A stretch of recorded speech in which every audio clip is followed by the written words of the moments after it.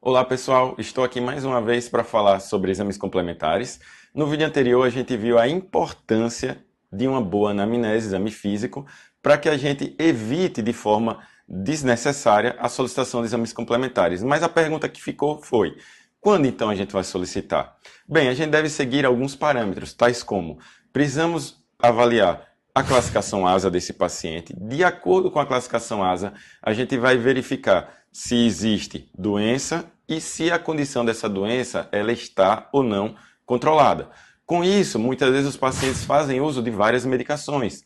A gente então também vai avaliar se essas medicações que estão em uso, elas estão sendo eficientes para o controle dessas doenças. Um exemplo clássico que a gente pode já colocar aqui é de quando solicitar um hemograma. Quando você tiver paciente que tem um histórico de anemia, um histórico recente, sangramento gengival, pacientes que vão fazer cirurgias de grande porte, aí você já adiciona também o coagulograma.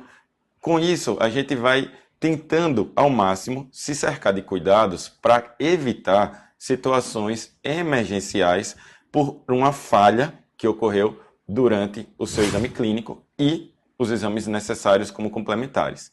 Por exemplo, a gente precisa conhecer tempo de sangramento, tempo de coagulação, tempo de protrombina e a INR, ou RNI, como queiram denominar, que é a relação normalizada ou normatizada internacional. Essas informações todo cirurgião dentista precisa conhecer.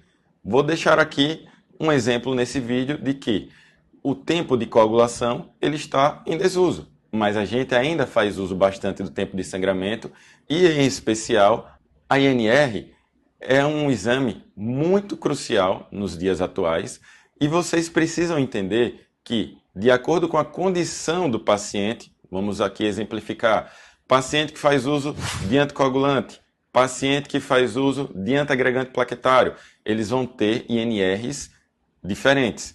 E a gente precisa saber o valor, a faixa em que ele se encontra, para que a gente possa saber quando devemos intervir ou quando vamos necessitar do auxílio do médico que está acompanhando o caso, para que ele possa ser compensado. Agora, vale ressaltar que estudos, tanto na área de medicina quanto de odontologia, já provaram que há riscos quando o profissional, o cirurgião dentista, ele remove a medicação desses pacientes em detrimento de uma cirurgia que vai ser realizada. Pensando na importância do tema, há aproximadamente 2 anos, publicamos no Journal of Craniomaxillofacial Surgery um artigo de importância, de impacto para a odontologia, que foi a avaliação do uso do ácido tranexâmico em pacientes anticoagulados que seriam submetidos à cirurgia oral. O fato é tão importante que a gente vê muitos dos colegas, muitas vezes, removendo as medicações antiagregantes e às vezes até as anticoagulantes.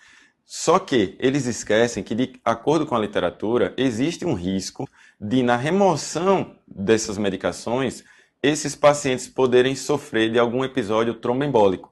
Então, o correto e adequado é que o profissional converse com o médico que faz o acompanhamento e o profissional da odontologia ele não deve remover a medicação.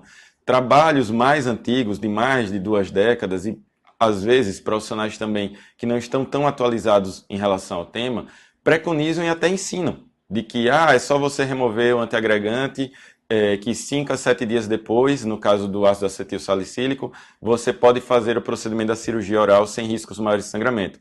Essa é uma falácia atualmente. O que a gente faz é o seguinte: conversa com o médico ou a gente mesmo, de acordo com a NR, o fator principal é o exame complementar nesse caso. Você solicita a NR e aí você averigua se você pode ou não realizar a cirurgia utilizando agentes que possam promover a coagulação localmente, como por exemplo, celulose, que é o Sugicel. A gente tem como exemplo também géis de fibrina, além disso, esponjas de colágeno, como o Gelfoam, ou mesmo gelatina de colágeno, como Hemospon. Então a gente tem vários materiais que podem ser colocados dentro de um alvéolo para poder evitar hemorragias pós-operatórias.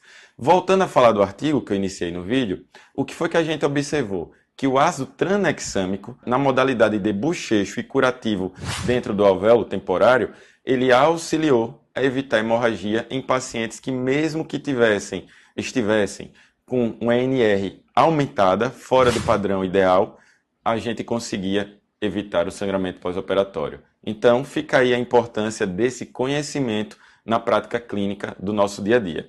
Se você gostaria de que a gente fizesse uma aula acerca de exames complementares, deixa seu comentário aqui embaixo que farei a maior questão de poder preparar esse material.